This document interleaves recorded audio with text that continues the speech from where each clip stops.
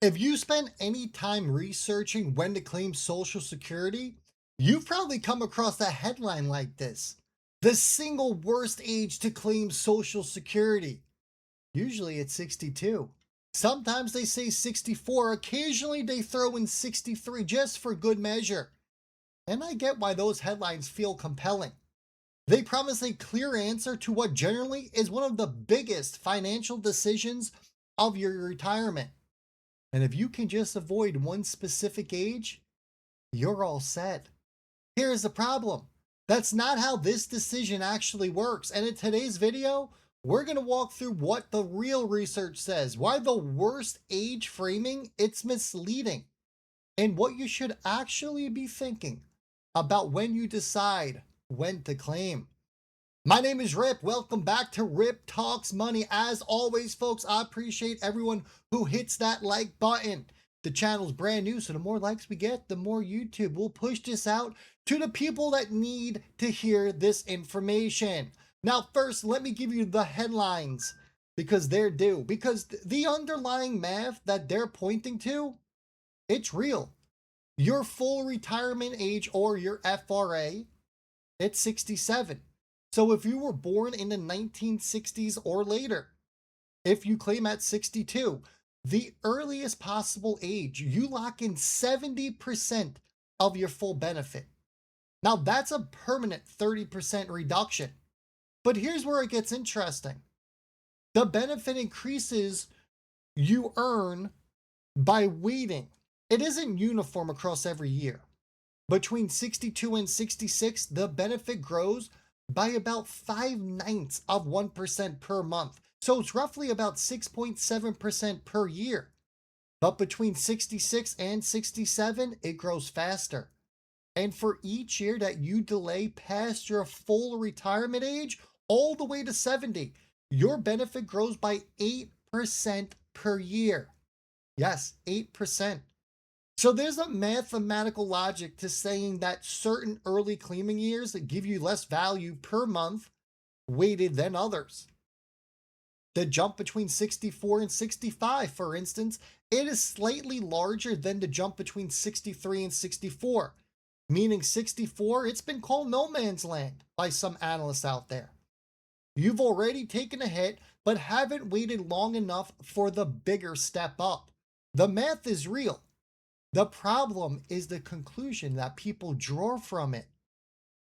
The most frequently cited study in this debate is a 2019 paper from United Income, where researchers analyzed about 2,000 real households, and they ran roughly 486,000 scenarios per household over 1 billion simulated futures.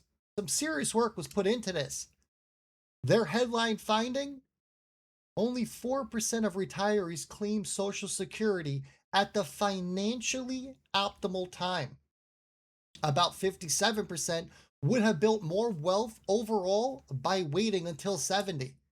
Now that's a striking number, but here's what matters. The study never said 64 or any specific age. It never said that this is the worst age to claim. What it found was that most people claim too early across the board. The 62 to 64 window, it is simply overused relative to what's mathematically optimal for many households. And there's one more piece of this study that almost never gets mentioned. Their definition of optimal, it assumed that if you delayed claiming, you fund that gap by drawing down your investment portfolio. The paper itself, it acknowledges that this assumption bias the results towards delaying because not everyone has significant savings to tap into in the meantime. Now, for households without a large portfolio bridge, this math looks completely different. The takeaway from the actual research was that most people do claim earlier than is optimal for their lifetime wealth, but there's no magic age that's universally the worst. And here's something that's worth sitting with. When people claim they do, about half of Americans, they claim Social Security.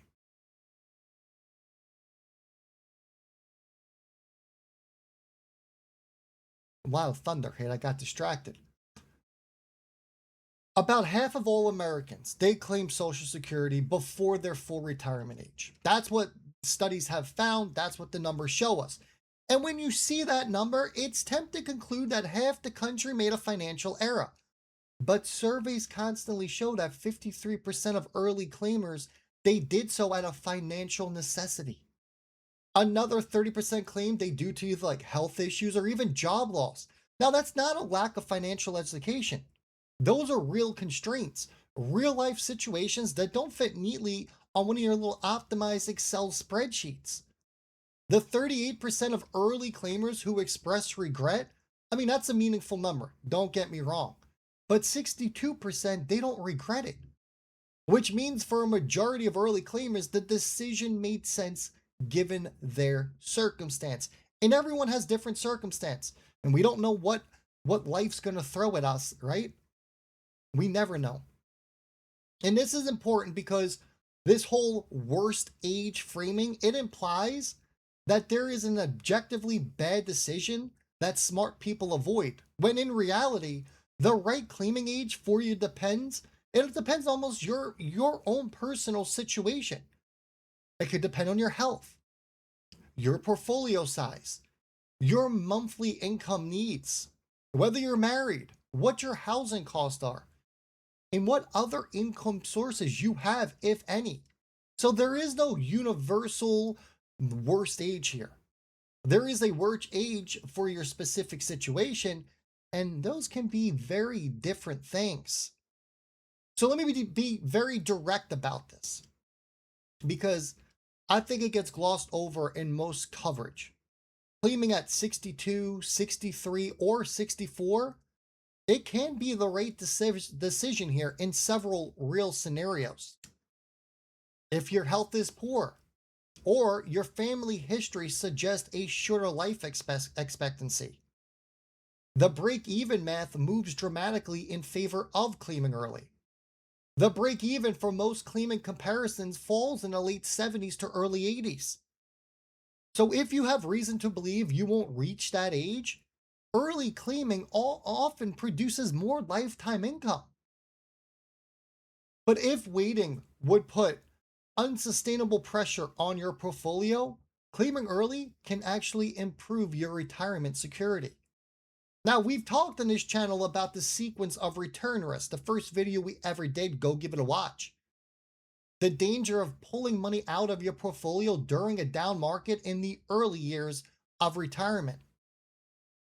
A Social Security check, even a reduced one, it can dramatically reduce that pressure at exactly the most vulnerable time. And if you're single with a modest portfolio, the psychology or the psychological security of guaranteed income sooner, it may be worth more to you than an optimized spreadsheet ever captures. So look, instead of asking what's the worst age, here are the three questions that actually help you find your right age. Question one, what does waiting cost me out of pocket? If you delay from 62 to 67, you're giving up 5 years of checks. How much is that? And how long would it take the higher benefit to break even? Run that math for your specific benefit level. Question number two, can I fund the bridge without harming my portfolio? If you plan to delay, where is that money coming from between retirement and when you claim? If the answer is I'll draw heavily from my investment, model what happens to your portfolio in a bad market during those years. And question number three, what's the survivor benefit if I'm married?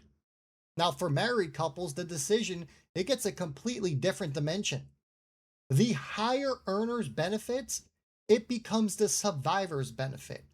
So delaying the higher earner Social Security, even just the fuller retirement age, it can significantly protect the spouse who outlives the other. This is one of the most underappreciated factors in the whole claiming decision. So here's the bottom line for you.